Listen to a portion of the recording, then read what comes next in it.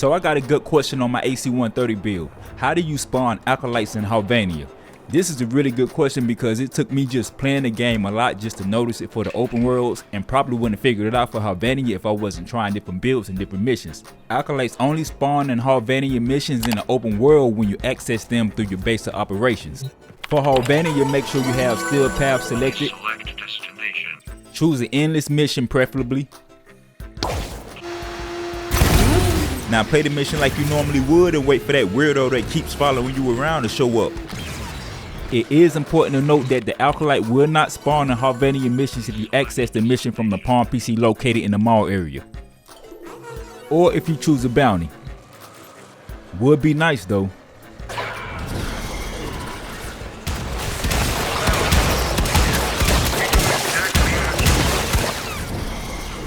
Now to spawn an Acolyte in the open worlds, again, you'll need to be in your base of operations, put your face in the navigation, make sure you have still path selected. Now the Acolyte will not spawn if you enter an open world from the player hub, such as Cetus in this case, even if you choose the still path bounty from Kanzu or go through the gate for a free roam. You must enter the open world from your navigation. Now from here, head to the bounty tent. Make sure you choose the still path bounty. Acolytes also spawn in open worlds without doing any bounties. You can be there to fish, mine, hunt, or do whatever. Just take note that you have to engage with enemies in order for the Acolyte to spawn. You cannot peacefully fish for 5 minutes and get an Acolyte to spawn. This isn't much of an issue because enemies are always spawning around you whenever you're doing whatever activity in the open world.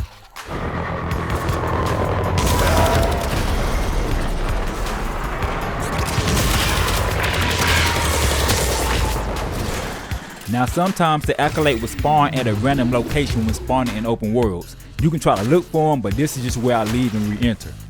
I also leave after the Acolyte has spawned 3 times because that seems to be the current max amount of times they'll spawn per open world session. Now why was this question worth me making a guide video? Well, on top of the fact that it's a good question, I felt like I can give more knowledge on top of a simple answer. And passively collecting still essence as much as you can throughout the week is going to help out a lot when Teshin's inventory resets for the week. He offers 2 different random items every week, but the relic packs and especially the Kuva are the most valuable items you have a chance to get from him every week. Kuva will be your key to becoming OP in RawFrame. Alright, now you can farm still essence while you're doing all the other things RawFrame requires you to do in the open world, which is a lot. Which also means I have a lot of guides to make.